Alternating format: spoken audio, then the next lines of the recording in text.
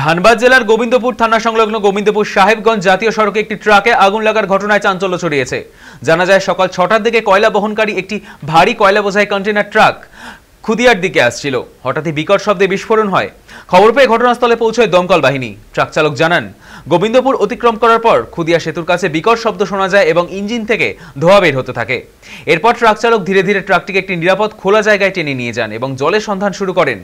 গাড়িতে রাখা একটি বালতি ব্যবহার করে আগুন নেভানো হয়। অবশেষে সঠিক সময়ে দমকলের তৎপরতায় এড়ানো গিয়েছে বড়সড় দুর্ঘটনা।